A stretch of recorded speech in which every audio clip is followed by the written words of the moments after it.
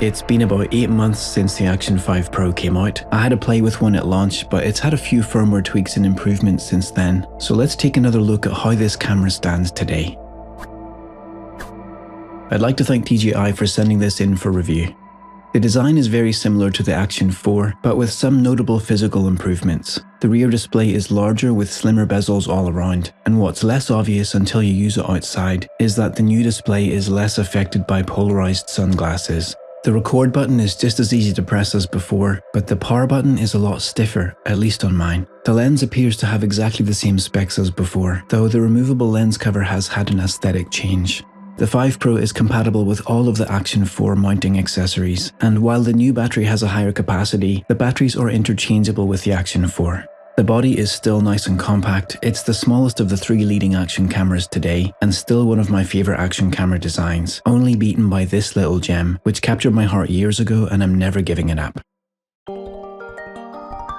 We have 8-bit color, 10-bit color and D-Log-M, which is very popular for those of us who like to color grade. There's also HLG, though that's not something I use. At launch, the bitrate was lower than on the Action 4, which helped give it amazing battery life, but the community expressed its disappointment. DJI listened, and now we have a high bitrate option, which I'm really happy to see. The color science is very similar to the Action 4, which was already very good. The video quality is a solid step up from the Action 2 and 3, but whether or not it's better than the Action 4 comes down to personal taste.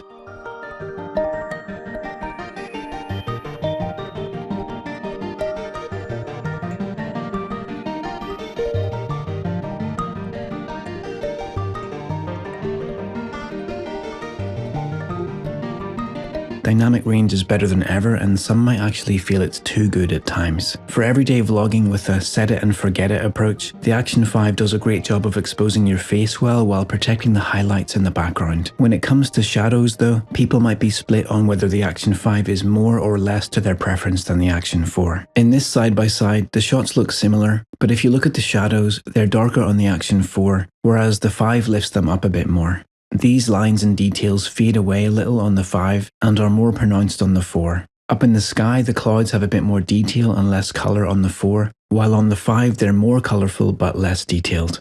The good news is that if you don't like the somewhat HDR look that's baked into the normal video mode, shooting in D-Log-M gives you back full control, if you don't mind a bit of simple colour grading in post.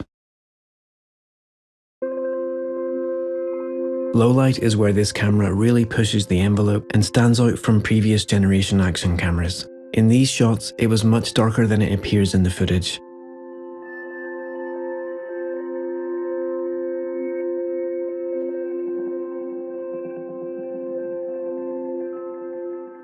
When put next to the legendary Pocket 3 though, it struggles to compete, but for an action camera, it does a very impressive job. I love playing with slow motion, and on this we can do 4K at 120 FPS in the dedicated slow motion mode, but there's no stabilization or sound in that mode, so I don't use it. Instead, I shoot in the normal video mode at 4K 120, and I get the same 4x slow motion but with stabilization and with sound.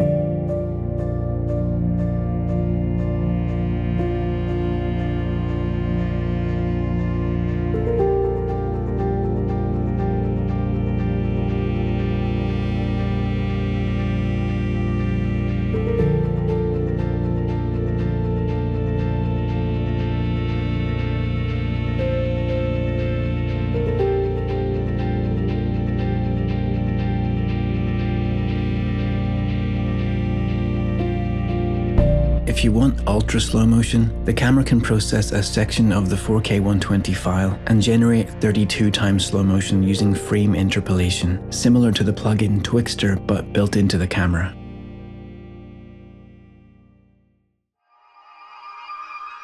Of course, we can still capture some nice time lapses on the Action 5, and for me, a really welcome new addition is the ability to set a timer, so I can leave the camera outside overnight, have it wake up at a set time, capture a sunrise, and go back to sleep. Meanwhile, I get to stay in my bed the whole time dreaming about the Action 6 Pro Ultramax Extreme Plus.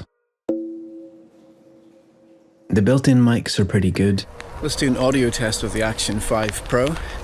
How does the audio sound on these new microphones? It's currently raining, there's thunder and lightning, there's wind, but look at that sky.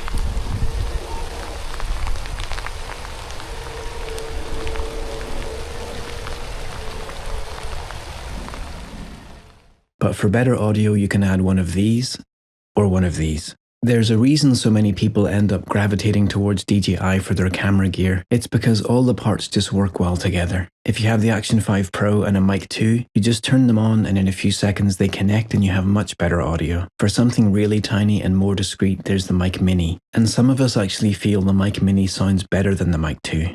Audio is so important in your content, and a wireless mic not only improves the viewer's experience, but also gives you the freedom to walk away from the camera while still being heard clearly. That way your video doesn't have to be a 12-minute close-up of your nose. No one wants that. Range test. Hopefully it's still picking up my voice nice and clearly. Then there's the mounting system.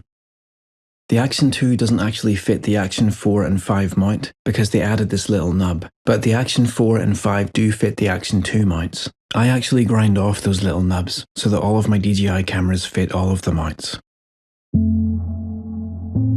The Action 5 Pro can get great looking footage, especially in D-Log-M, but I can't help but feel that the image processing goes a bit too far at times, creating this HDR iPhone type look on some shots. I don't think we need to be so afraid of shadows. The reason I use dedicated small cameras like this is to get away from the iPhone look.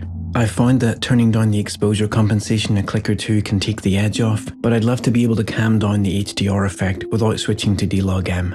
Once in a while, but very rarely, I catch the image processing getting a bit weird.